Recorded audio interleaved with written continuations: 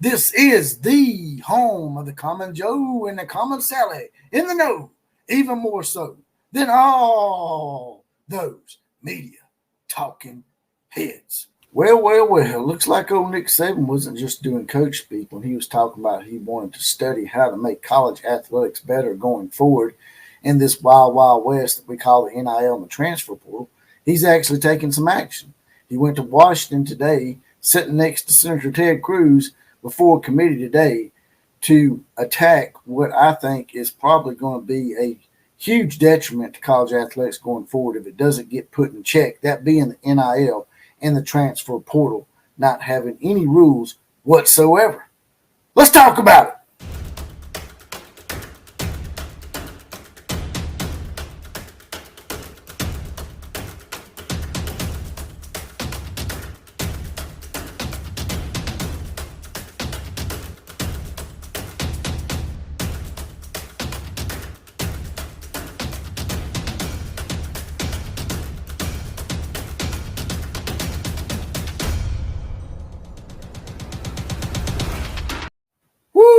Let's go ahead and start this off right by giving out the full horseman shout outs for today's podcast. And they go to Bebo Lewis, Becca Has Thoughts, Jeff Payton, and T Boomer are mounted up, saddled up, and ready to go and help us with today's college football invasion. Also, like, share, comment, and subscribe to this channel. Those are the big four, and they're free. But if you want to get your full horseman shout out as well as possibly be the comment of the day and get your badge and get deputized like they just did, all you got to do is hit that little join button that's next to the subscribe button. It's not $2.99 a month. That's just 75 cents a week. That's a half a bottle of water for the outlaw. I can also be contacted on X, a.k.a. Twitter, a.k.a. the Nagasaki Egg Rolls, whatever they want to call it this week, at OCF Productions. Now, getting right to it here, it seems like Nick Saban is just not talking the talk. He's walking the walk when it comes to what he was asked after he retired, what he wanted to do going forward. And he said he wanted to help college athletics study how to make this whole NIL transfer portal thing a lot better for college athletics going forward, because the way I see it and a lot of other people see it, it's unsustainable and it's going to destroy college athletics as we know it.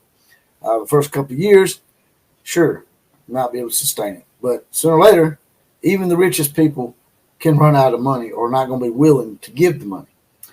And the first thing that stuck out to me in this whole thing is right off the gate, Ted Cruz called it exactly what we've been calling it the whole time. This coming from a senator saying that it is the Wild West. It's just setting up these players for unrealistic expectations going into the NFL, thinking that if things don't work out, then they can just transfer out. You can't do that in the NFL. So it's setting them up for failure, in my opinion. Another note in this whole thing, when they asked Nick Saban exactly why he felt the way he did about the transfer portal and the NIL, one of the points he made was each time a player transfers, it decreases their chances of graduating by 20% each time. So you got players transferring out 3 or 4 times at 20% a transfer, that's going up to 60 to 80% that they may not graduate or may not be able to, as Nick Saban likes to say, create value for themselves after football. Because what a lot of these players don't realize, and they're not educated on by themselves or their parents or whomever's their agent, is that football is one of those things that really, you're really a high perishable item. It's just like at a grocery store, man. You know, eggs, very, very highly perishable item.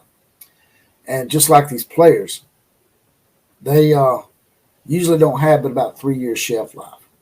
And while they may make a good substantial amount of money, lots of times a lot of that money is ate up by agents and lawyers and all that good stuff.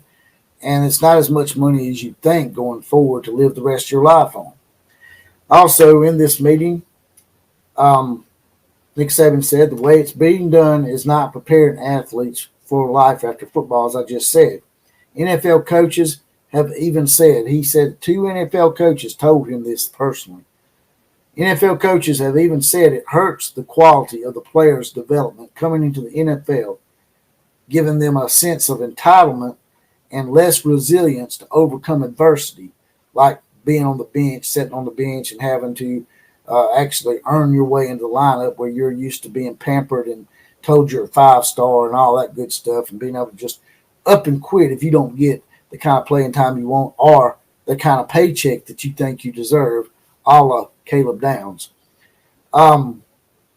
Nick Saban said also all the stuff they fought for in the last 20 years for players is going to start sliding, like health care and mental health care, things that people don't really take into account, that college athletics administrators and coaches like Nick Saban have actually made better for these players, may take a hit. Cruz asked how the NIL impacted Saban's retiring. And Saban basically said that the development of players was one of the reasons why him and Miss Terry came back to college football. A lot of people, try to take shots at him and say he just couldn't handle the NFL. They said the reason why he didn't like the NFL is because you couldn't really make an impact on players long term in their development. Because once they get to the NFL, they've already got a mindset that's somewhat hard to deal with and some unrealistic expectations, as most of these NFL players do have. He said to end this that he was not against the NIL. They just need a better way to do this and to use NIL to create value, which you can still do that. A lot of people think you either just got to get rid of NIL altogether or have NIL. Well, that's not the case. There is a middle ground here. Just put some rules in place, make them sign contracts. They do become what you consider employees of the university. There's a lot of people that are employed by universities that are interns. These could be like intern programs to become NFL football. So in conclusion, I think this is really simple. And people just sometimes they don't want the simple way because they got greed and a lot of agendas in the back of their mind, like some of these relatives and these agents for these players. I think what they need to do is make them sign contracts that might not be exactly what Nick Saban's in favor of, but I think that's what needs to happen. 2 or 3 year contract. People come out and say, well, how come these coaches can just up and leave? Well, yeah, the coaches can up and leave, but if they leave before their contract is up, then they have to pay a substantial buyout.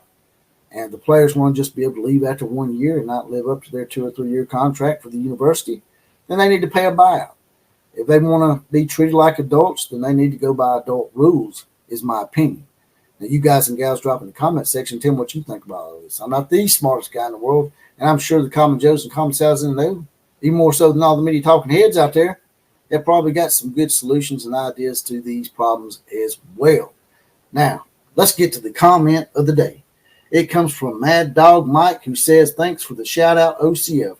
I love the fact that all the so-called experts are sleeping on OU. We have defensive freshmen coming in with a football IQ that would equal some seniors, not to mention all the returning talent. The defense is going to be extra nasty. J.A., that being Jackson Arnold, is now getting the time with this awesome receiving corps. He will get his timing down with them. No more underthrown balls. I think the O-line will be good enough to protect J.A. I see 10-2 or 11-1 this season. Boomer. And that is the comment of the day, and that comes from my previous podcast about Brent Venables' home run press conference. Now, there's a little heart down here with a money dollar sign in the middle. If you want to make a one-time donation to the program, just smash that heart, throw a few dollars in the coffers. Also, you can like, share, comment, and subscribe. Subscribe is most important. Gets us out there to more people, gets this party crunk, and they're all free. Also, you can join the Outlaw Posse, as I said before. It's not but $2.99 a month, 75 cents a week. That's just a half a bottle of water for the Outlaw. Now, KMCA to all the other teams. Class is now officially dismissed.